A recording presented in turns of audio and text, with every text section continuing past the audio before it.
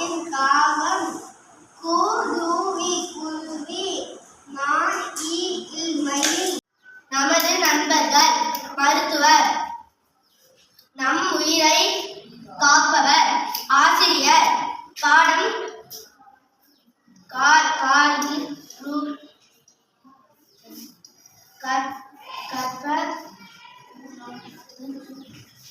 Room. மரங்கள் மாமரம், பழமரம், வாழைமரம், தென்னைமரம், ஆலமரம், அரசு மரம், வேப்பமரம். பறவைகளின் ஒலி மரபு சொற்கள்: சேவல் கூவும், மயில் அகவும், காகம் கரையும், தேனி ரீங்காரம் இடும், கோழி கொக்கரிக்கும், ஆந்தை அலறும், கிளி பேசும், புறா குணுங்கும். விலங்குகளின் ஒலி மரபு சொற்கள்: நரி ஊளையிடும், யானை பிளிரும், நாய் குரைக்கும், குரங்கு கூச்சலிடும், சிங்கம் கர்ஜிக்கும், ஆடு கத்தும், புலி உருமும், குதிரை கனைக்கும். வணக்கம். எங்கும் இருக்கும் ஆண்டவனே, எமை காக்கும் இறைவனே, அம்மா அப்பா ஆனவனே, அன்பு உள்ளம் கொண்டவனே, நன்றாய் உலகில் நான் வாழ நல்ல கல்வி தந்திடுவோய், உத்தமனாக நான் வாழ இறைவா நீயும் அருள்வாய். நன்றி. சொற்கள்: இந்தியன், சத்தியம், பகிர்ந்து, சமத்துவம், புத்தகம், ஆபய, விமானம், மாணவன், நாற்காலி, பள்ளிக்கூடம், கரும்பலகை, குறைப்பேடு. சரியா சொல்லுங்க. குறிப்பேடு, மாட்டு வண்டி, தொடர்வண்டி.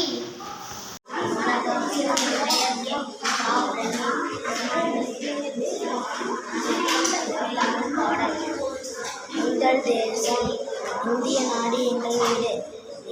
இந்தியன் என்பது என் பெயர். ஏழை மக்களை என் உறவு. எல்லாம் மொழியும் என் பேச்சு. சத்தியம் எங்கள் வேதம். சமத்துவம் என்பது கீதம், எங்கள் கீதம். வருவதை பார்க்கிறது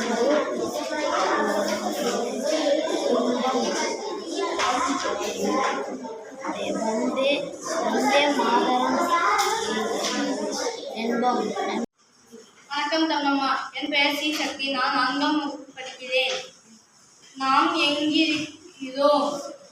எங்கிருக்கிறோம் நாம் என்னதுமை நண்பர்களை இந்தியா மக்களின் இதய ஒளி அழைப்பிற்கு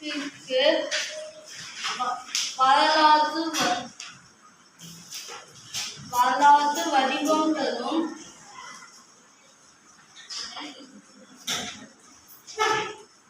மகாசபையில் இருக்கிறோம்.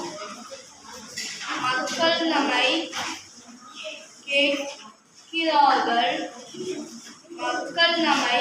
கேட்கிறார்கள்.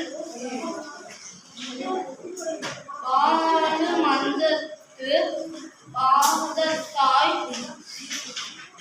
சிறப்பிகளே, எங்களது வாழ்விற்கு வழங்குங்கள்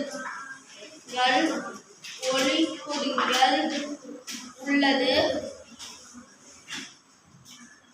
நல்லுலையே எங்களு ஒளிவில. நன்றி. செய்தித்தாள் வாசித்தல். என் பெயர் சி. அபினேஷ். மே 15ஆம் தேதிக்குள் தமிழில் பெயர் பலகை வைக்க வேண்டும். நாமக்கல் மாவட்ட ஆட்சியர் உத்தரவு. அனைத்து கடை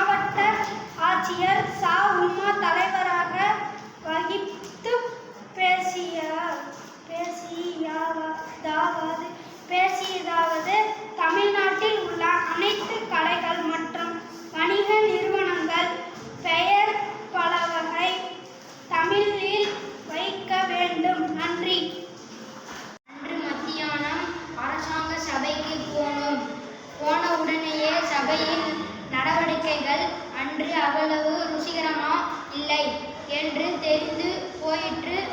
எங்களுக்கு முன்பே அங்கு வேடிக்கை பார்க்க வந்திருந்தவர்களில் வெள்ளைக்கார பெண்மணிகளும் இருந்தார்கள். அவர்களில் ஒருவர் வாயில் விரலை வைத்து சுவைத்துக் கொண்டே இருந்தார். சபையின் நடவடிக்கைகள் ருசிகரமாய் இருந்திருந்தால் அவர் அப்படித்தான் கட்டை விரலை ருசி பார்க்க வேண்டிய அவசியம் இருந்திருந்தால் அல்லவா? நாங்கள் போன சமயம் அரசாங்க சபை அங்கத்தினர் ஒருவர் வெகு காரமாய் பேசிக் கொண்டிருந்தார். இந்த தீவிலே எத்தனையோ ஏழை ஜனங்கள் பசியினாலும் பட்டினியினாலும் கஷ்டப்பட்டு கொண்டிருக்கிறார்கள். ஆனால் இந்த சபையிலுள்ளவர்களுக்கு பசி எங்கே தெரிய போகிறது